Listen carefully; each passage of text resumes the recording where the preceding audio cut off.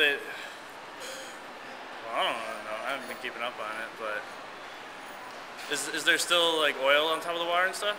Yeah. And that's a bad job, right? You know, it's not done. How long has it been? 2 years. Like 2 years? Yeah. You think they can get it cleaned up by now? I don't know. It's just my opinion. Okay.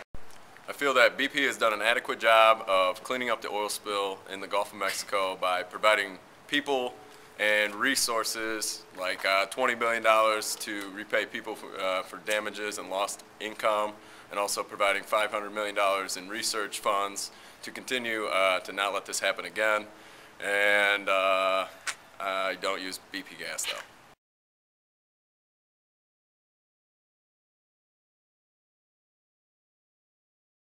At the time of the oil spill, gas prices should have rose accordingly, but as they decided to recover with the effort, they should have declined a little bit over time, and we should depend less on foreign oil and protect my seagulls from ever getting hurt again.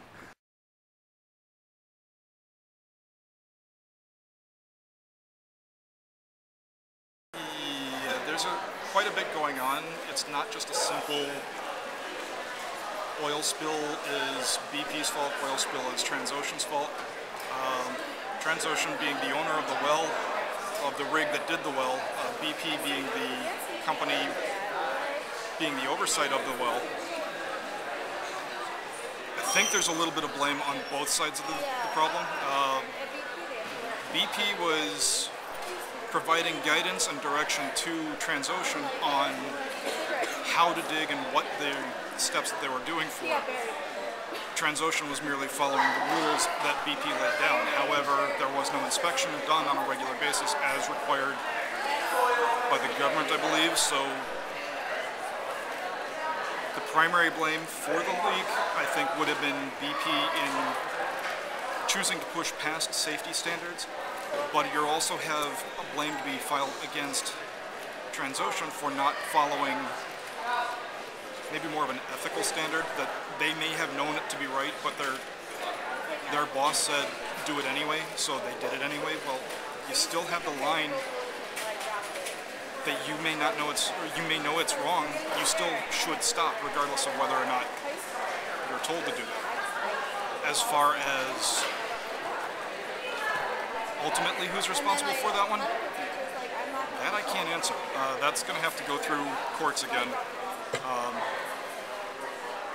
On a personal level, I think I think the handling of that was done poorly.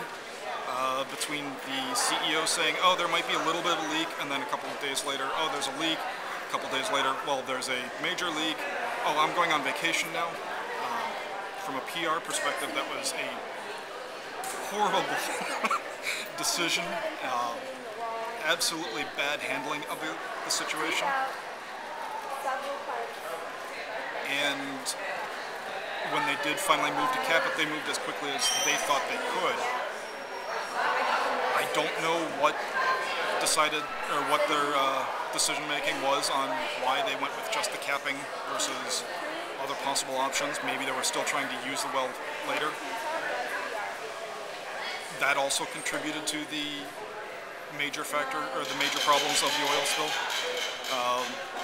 I believe it was the Tourism Board of Florida was estimating something like 2.1 million would be lost just from that 1 month. You have shrimp boats that are now no longer able to function in the Gulf for that season. I don't know how long this is going. So yeah, my thoughts on the oil spill are all over the place.